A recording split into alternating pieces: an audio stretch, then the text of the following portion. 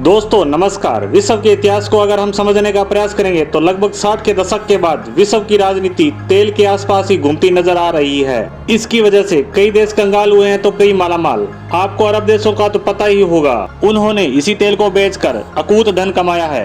परंतु पिछले कुछ सालों में आपने देखा ही होगा, ये तेल बेचने वाले देश अपनी इस कमाई को अन्य स्रोत पैदा करने में लगा रहे हैं, अपने शहरों को डेवलप कर रहे हैं ताकि ज्यादा से ज्यादा विदेशी लोग इनके देशों में घूमने आए।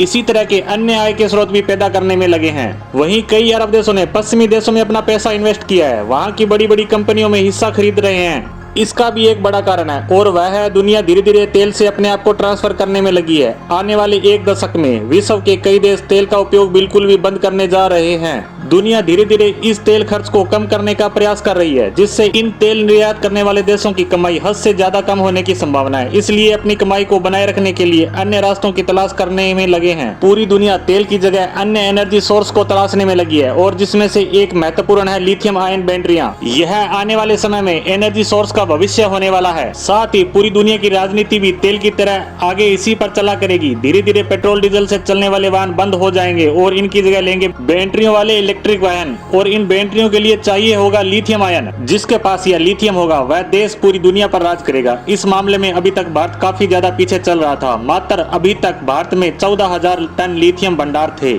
अब तक भारत में जो लिथियम के भंडार मिले हैं वह इस इंडस्ट्री के हिसाब से नाम मात्र के ही हैं। इसलिए भारत अर्जेंटीना और चिली से लिथियम लेने का प्रयास कर रहा था कि वहां की खदानें किसी तरह उसे मिल जाए। इसमें हमें कुछ सफलता भी मिली है। चिली के कुछ खदानों का ठेका हमें मिल गया है। इन सब प्रयासों के बीच भारत के लिए एक बहुत बड़ी खुशखबरी निकल कर आई है कि भारत के जम्मू कश्मीर राज्य में लिथियम आयन के विशालकाय भंडार मिले हैं। ये कितने विशालकाय हैं इसे समझने के लिए बता दूं कि अब तक भारत में 14,000 टन ही लिथियम आयन मिल पाया है, जबकि जम्मू कश्मीर में मिले भंडार का शुरुआती आंकड़ा बताया जा रहा है 60 लाख टन यानी 5.9 मिलियन टन। अब भारत के हाथ इतना बड़ा लिथियम का भंडार लग चुका है कि वह विश्व में एक बड़े मैन्युफैक्चरर के रूप में अपने आप को स्थापित कर सकता है। अब वह अपनी देश की जरूरतों को पूरा करने के साथ साथ विश्व के अन्य देशों को भी इलेक्ट्रिक वाहनों की सप्लाई कर सकता है। साथ ही अन्य इलेक्ट्रॉनिक उपकरणों में जो बैटरियां लगती है उनका भी बड़ा सप्लायर बन सकता है।